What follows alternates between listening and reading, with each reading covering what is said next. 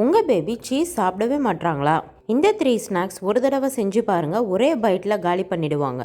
கடைசி ரெசிபியை மிஸ் பண்ணாமல் பாருங்கள். வாங்க ஃபர்ஸ்ட் ரெசிபி பார்க்கலாம். First recipe cheese dosa. இந்த ரெசிபிக்கு அரிசி மாவு எடுத்துக்கோங்க, கேரட், சீஸ், வெங்காயம், கொத்தமல்லி, பெப்பர் எடுத்துக்கோங்க. வாங்க எப்படி செய்கிறதுன்னு பார்த்துடலாம். ரொம்ப சிம்பிளான இன்க்ரீடியன்ஸ் வச்சு தான் செய்ய போகிறோம். இப்போது வாங்க ஒரு கப் எடுத்துக்கோங்க, அதில் எடுத்து வச்சுருந்த அரிசி மாவை ஆட் பண்ணிக்கோங்க. அப்புறம் பொடி பொடியாக நறுக்கி வச்சுருந்த வெங்காயம், கொத்தமல்லி ஆட் பண்ணிக்கோங்க. அப்புறம் கிரேட் பண்ணி வச்சுருந்த கேரட், மிளகுத்தூள் ஆட் பண்ணிக்கோங்க. மாவுலேயே உப்பு இருந்ததுனால நான் உப்பு சேர்த்துக்கல. நீங்கள் சப்போஸ் மாவில் உப்பு இல்லைன்னா உப்பு சேர்த்து நல்லா கலக்கிக்கோங்க. அதுக்கப்புறம் தோசைக்கல் வச்சு சூப்பராக தோசை ஊற்றிக்கலாம். நல்லா தடியாகவே ஊற்றிக்கோங்க. தோசை ஊற்றினதுக்கு அப்புறமேட்டு நான் இன்றைக்கி ஷ்ரெட்டட் சீஸ் எடுத்திருக்கேன்.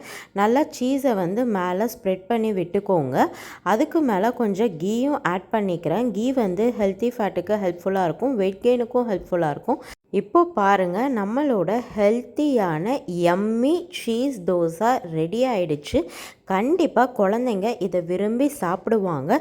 சீஸ் எடுக்க எடுக்க நல்லா சூப்பராக வரும். குழந்தைங்க விரும்பி சாப்பிடுவாங்க. இதுக்கு நீங்கள் சட்னி கூட வச்சு கொடுக்கலாம், இல்லைனா வெறும் தோசையை கூட குழந்தைங்க சூப்பராக சாப்பிடுவாங்க. ட்ரை பண்ணி பார்த்துட்டு கமெண்ட் செக்ஷனில் சொல்லுங்கள். Second recipe cheese chapati roll. இந்த ரெசிபிக்கு chapati, potato, cheese, onion, carrot, மிளகுத்தூள், உப்பு, மஞ்சத்தூள். வாங்க எப்படி பண்ணுறதுன்னு பார்த்துடலாம். அதுக்கு ஒரு பேன் எடுத்துக்கோங்க, கீ ஆட் பண்ணிக்கோங்க. அப்புறம் ஆனியன் ஆட் பண்ணிக்கோங்க, கேரட் ஆட் பண்ணிக்கோங்க. இதை கீயில் நல்லா ஃப்ரை பண்ணிக்கோங்க. அப்புறம் எடுத்து வச்சுருந்த மசாலாஸ் ஆட் பண்ணிக்கோங்க. இது எல்லாத்தையுமே அதோட நல்லா மிக்ஸ் பண்ணி விட்டுக்கோங்க. அப்புறம் ஸ்மாஷ் பண்ணி வச்சுருந்த பொட்டேட்டோ எடுத்து இது எல்லாத்தையுமே அதோட நல்லா கலந்து விட்டுக்கோங்க. இப்போது நான் ஒரு சப்பாத்தி போட்டு வச்சுருக்கேன். அதில் கிரேட்டட் சீஸை நீங்கள் ஸ்ப்ரெட் பண்ணிக்கோங்க. அதுக்கு மேலே நான் கீ ஆட் பண்ணிக்கிறேன். அப்புறம் நம்ம ரெடி பண்ணி வச்சுருந்த ஸ்டஃபிங்கை ஆட் பண்ணிவிட்டு சப்பாத்தியை நல்லா ரோல் பண்ணிக்கோங்க.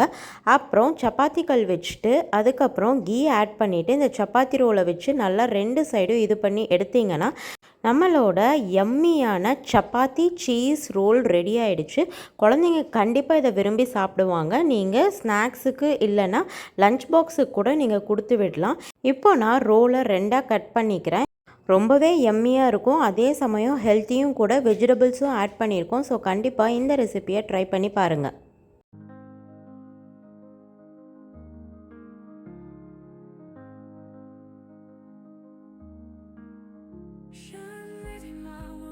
Third recipe cheese cutlet.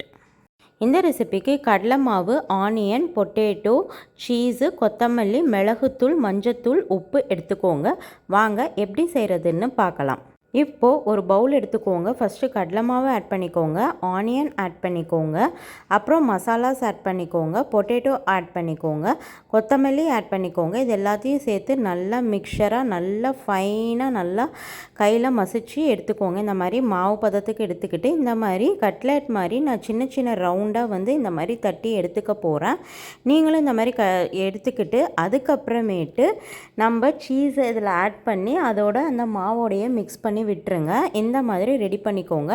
அப்புறம் சப்பாத்தி கல் வச்சுட்டு கீ ஆட் பண்ணிவிட்டு இது எல்லாத்தையுமே வச்சு சுட்டு எடுத்து நல்லா ப்ரௌனாக ஃப்ரை ஆகிற வரைக்கும் நல்லா தோசைக்கல்லில் போட்டு எடுத்துக்கோங்க. இப்போ பாருங்கள், நல்லாவே எல்லாமே வெந்துருச்சு. நம்மளோட எம்மியான சீஸ் கட்லெட் ரெடி ஆகிடுச்சு. குழந்தைங்க கண்டிப்பாக அதை விரும்பி சாப்பிடுவாங்க. அதே சமயம் நம்ம வெஜிடபிள்ஸும் ஆட் பண்ணியிருக்கிறதுனால ஹெல்த்தி வெயிட் கெயினுக்கும் ஹெல்ப்ஃபுல்லாக இருக்கும். இந்த 3 ரெசிபீஸ் உங்களுக்கு பிடிச்சிருந்தா வீடியோவுக்கு லைக் பண்ணுங்கள், ஷேர் பண்ணுங்கள், சேனலுக்கு சப்ஸ்கிரைப் பண்ணுங்கள்.